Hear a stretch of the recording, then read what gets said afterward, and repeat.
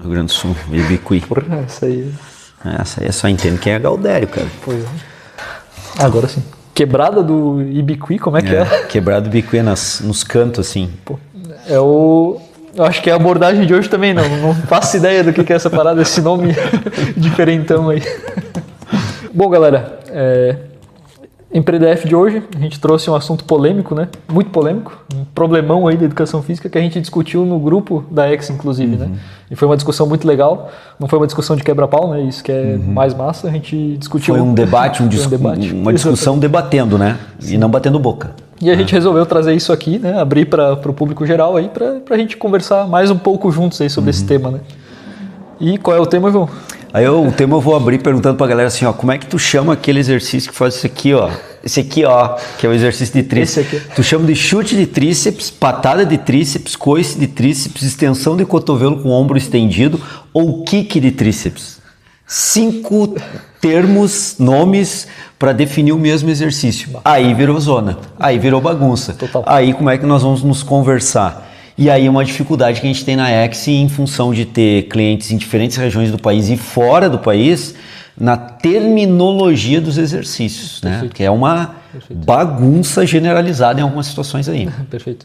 E a gente não está falando aqui não quer resolver o problema hoje, né? Então, para deixar claro isso, mas é importante trazer isso à tona aí, porque a gente viu que é algo real, né? Que a galera sente essa dor no dia a dia, né? Porque incomoda, né, Bruno? Incomoda no sentido assim que atrapalha o desenvolvimento do trabalho, porque às vezes eu estou conversando com um cliente numa academia, lá eles chamam de chute de tríceps, aí eu vou para uma outra academia, eu tenho que estar ligado que lá é coice de tríceps, na outra é extensão de cotovelo. O cara quer conversar com um cliente de consultoria online, aí o cara passa, ó, tu vai fazer o chute de tríceps na academia. Ele chega e fala pro cara da academia, eu preciso fazer o chute de tríceps, corrige aqui. O cara da academia chama de outro nome, kick de tríceps. Pô, aí complica a nossa dinâmica. A nossa dinâmica de trabalho, né? Principalmente em consultoria online. É isso aí.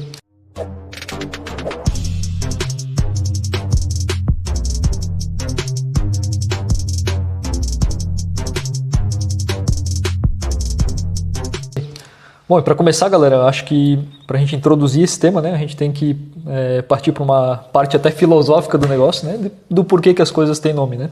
Então, eu trabalhei um tempinho no laboratório de anatomia e lá eu peguei um livro que nem era os clássicos ali, pô, esqueci o nome. Tu foi monitor na anatomia, né? Fui monitor, o homem foi monitor na anatomia. Tem que saber um pouco, né? E lá tinha um livro bem bacana, que era um livro das palavras, dos termos de anatomia em latim.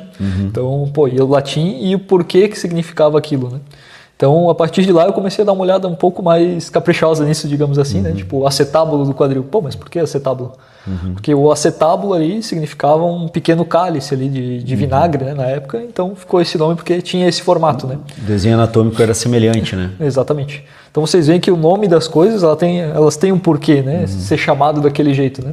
E isso é legal, né? Porque conta um pouco da história, né? Ali daquela questão. E também porque fica mais fácil da gente se comunicar, né? Se eu falar acetábulo do quadril pro João, ele vai saber do que eu tô falando, né? Não aquela partezinha do quadril lá onde encaixa não sei o quê. Fica um pouco mais difícil, né? A comunicação se a gente não usa nomenclaturas, né? O nome é fundamental, assim, das ações, né? Dos conceitos para a gente poder entender. Então tem que ter uma mínima padronização disso aí. Por isso que eu falei, virou zona, virou bagunça, porque realmente dificulta muito, né? Quando eu falei virou zona, é nesse sentido assim... ironizando a questão que dificulta a nossa comunicação quando um mesmo aspecto, um mesmo fenômeno, um mesmo exercício, no caso que a gente está falando, tem terminologias para defini-lo ou a nomenclatura é diferente. Pô, começa a complicar muito, dificulta, né, a comunicação entre os profissionais. Sim. E aí tem essa questão, né, galera, que para os profissionais é interessante a gente ter essa padronização, mas para alunos, né, fica bem difícil a gente mexer nessa cultura, né? Por exemplo, que nem o João falou, esses 5 nomes ali para extensão de tríceps, né? Cada lugar do Brasil é um nome diferente, né? Isso aí a gente vivenciona. Até o apoio, né? Que é um exercício tão simples. Em um lugar é flexão, outro o burpee, né? Lembra que a gente conversou com a galera também? Meio sugado ou burpee? Pô, mas daí botou meio sugado, é burpee, outros... Não, mas eu conheço por burpee, agora vou mudar para meio sugado. Aí complicou de novo, né? Sim, é uma complicação, né? Essa parte dos exercícios. Alguém pode estar pensando assim, e por isso que os alunos, e isso é uma realidade, se tu está pensando aí, está falando, mas os alunos falam que é uma bagunça que cada um chama de um jeito e tal, vocês têm que ser, e é verdade, os nossos alunos, nossos clientes, Os nossos clientes são vocês, né, profissionais de educação física, mas os clientes de vocês já dão uma olhada para a nossa área quando começa cada um falar do mesmo exercício com nomes diferentes, já começa, pô, mas cada um chama de um jeito, cada um fala de um jeito, cada um prescreve de um jeito, começa a virar bagunça na cabeça do nosso cliente, parece que está meio zoneada a coisa, né? Então há necessidade de se padronizar, com certeza há essa necessidade. Perfeito. Ou pelo menos o profissional se sensibilizar que existem outros nomes, né?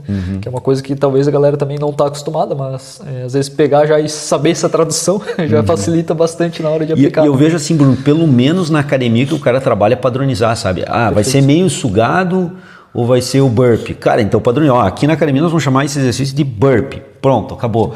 E esse de trivão, vamos pegar o Delaviar. No Delaviar está extensão de cotovelo com ombro assim. Então nós vamos chamar assim. Não, mas fica um nome muito longo, muito comprido. Então nós vamos chamar de kick, chute de tríceps. Então beleza.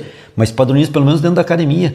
Porque pelo menos dentro da academia, os personal trainers que ali trabalham, os profissionais de educação física que ali trabalham, está com linguagem única. Se o cara for para outro local, talvez aí seja outro. Mas pelo menos ali foi organizado. Então já é um começo, né? Perfeito. Já é um meio caminho andado. Já é um meio caminho andado.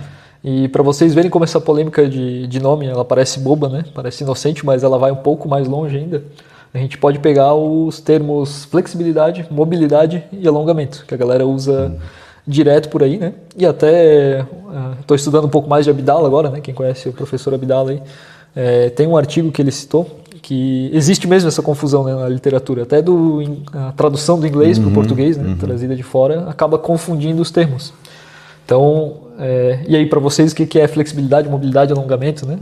Em teoria é a mesma coisa, né? Mas aí a galera também confunde esses termos, né, na hora de passar, até de montar exercícios, né, de montar um programa de treino para essas condições. Porque se o conceito não está bem claro, a diferença que tem entre cada uma dessas mobilidade, flexibilidade, alongamento, flexionamento, se não está bem claro isso, o profissional começa a tratar às vezes como coisas semelhantes ou iguais e o conceito não é igual, tem alguma diferença ali e aí começa de novo dificultar a comunicação entre nós e a troca de experiências, né? Porque o Bruno está falando de mobilidade, eu estou entendendo uma coisa e tu ao falar de mobilidade tá te retratando a uma outra coisa diferente daquilo que eu estou entendendo. Como é que a gente vai se comunicar? Como é que nós vamos nos entender daí dentro desse processo? Começa a complicar bastante, né? Perfeito. Mas não é uma exclusividade nossa, tá? Na área médica, o impacto femoroacetabular. Eu acompanho alguns médicos, estudo aí alguns médicos, né? E os que são especialistas em quadril, muitos deles colocam essa questão da tradução do inglês, que traduziram como impacto femoroacetabular, mas a ideia ali não é impacto, não é o problema do impacto, é o problema do movimento num calo ósseo. Então, foi traduzido ao pé da letra, mas não é exatamente isso que... Então, não é uma exclusividade só nossa. Na área médica, em algumas situações, isso também ocorre, talvez não tanto como na educação física, mas também ocorre em outras áreas de saúde, né? Perfeito. Às vezes ali já se tem um pouco mais de cuidado, né, para tratar algumas uma vez eu coloquei num artigo, né, percepção subjetiva de esforço, PSE, que a gente está acostumado. Aí veio um cara da psicologia, ele deu um argumento, ao ler o estudo, né, o estudo já estava publicado, mas ele colocou assim, João, isso aí é uma redundância, porque tudo que é percepção já é subjetiva, não existe uma percepção objetiva que seja comum de todo mundo. Do ponto de vista da psicologia e tal, do que a gente estuda, toda a percepção é subjetiva da pessoa. Qual é a tua percepção? É a tua percepção subjetiva sobre um determinado... Então fica redundante colocar percepção subjetiva de esforço, seria percepção de esforço. Perfeito. Mas então veja, já está arraigado na literatura científica nossa, PSE, a galera usa e comenta, mas... Seguindo o raciocínio dele, é algo que também, ao pé da letra, assim, o termo não é o mais correto, né? Sim. Então tem muita coisa aí dentro da nossa área, nessa questão de nomenclatura e melhorar a nossa capacidade de comunicação, porque a ideia é essa, é melhorar a nomenclatura, padronizar, para melhorar a nossa capacidade de comunicação entre nós e com o cliente. Acho que tem bastante coisa aí que tem que evoluir, né? Melhorar. Exatamente. E eu acho que o grande segredo aí tá nessa parada que o rapaz fez ali, que é entender o termo, mastigar o termo, né? E entender o que ele quer dizer para expressar ele com as melhores palavras possíveis, né? Porque senão o nosso cliente vai sempre chegar e falar, não, é aquele lá que o professor me passou. Tipo, assim, ó, é aquele assim, ó, aí fica no assim, ó. E esse assim, ó, né? Pode ser que o cliente faça um pouquinho lateralizado aqui, pronto, já mudou, já é outro exercício. Né? E aí a gente tá lascado, né?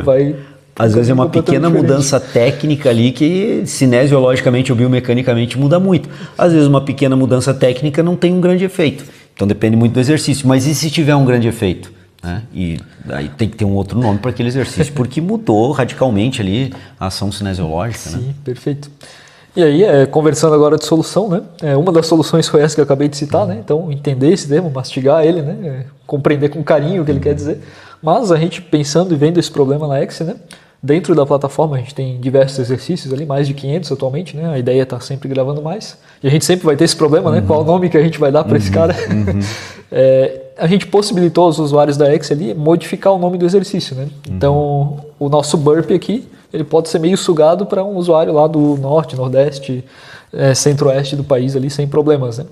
A gente vai estar falando da mesma figurinha ali, pelo menos enquanto os usuários não modificarem, né? E vai estar falando do mesmo exercício, mas com nomenclaturas diferentes, né? Então isso resolve em partes o dia a dia do pessoal. É aquilo que eu falei, para os alunos dele ele resolve, porque ele padroniza o nome para todos, né? E aí pode, só que daí fica para um cliente nosso, ele pode ter colocado o nome como burp e o outro está usando o meio sugado, né? E aí, quando eles vêm conversar com o Bruno e com o pessoal do suporte, que começa a dar confusão. O burp aqui, não sei o quê. Mas com os clientes dele, ele resolveu porque ele padronizou. Então, é uma forma de pelo menos assim, no grupo de clientes que ele está atuando, ele resolve, né? Perfeito. E a X permite isso justamente para dar essa flexibilização, essa capacidade do nosso cliente, de vocês poderem negociar essa questão terminológica, né? Perfeito. E aí uma outra solução que até o grupo mesmo levantou, né, no dia, é a questão de, entre nós, né, usar a parte cinesiológica que a gente estuda tanto, né? Então, quando vai falar do kick de tríceps, talvez para não confundir, né, então fala, extensão de ombro ali e a extensão de cotovelo, né? Então a gente consegue padronizar entre nós para saber exatamente do que a gente está falando, né? Então essas são as vertentes aí de solução que a gente enxerga hoje. Quando fez a descrição cinesiológica tem que entender, né? Mas, por exemplo, assim, se a gente vai fazer uma descrição cinesiológica do supino, vamos lá, o cara vai fazer um exercício que é a adução transversal do ombro com extensão do cotovelo concomitante. Aí complicou demais o exercício. É supino, cara. Só supino. É só supino, velho. Não precisa fazer mais nada. Aí a gente acaba criando complicando uma coisa que tá tranquila. Então, assim, quando é complicado, assim, o termo que não... Aí eu concordo que a gente tem que se falar do ponto de vista cinesiológico para se entender, né? É a única forma. Mas não vão complicar o que não está complicado. Não vão começar a achar pelo em ovo, né, cara? Exatamente. Tem que cuidar para não tornar complexo um problema que não existe. Né? Não existe problema, vão criar um problema depois ver uma provável solução para um problema que não existe. Aí não dá, né? Daí quebra as pernas. Né? E é isso aí, João. Tem mais Acho que fechou, né, o tópico de hoje, né? Dessa questão. Qual é a tua opinião?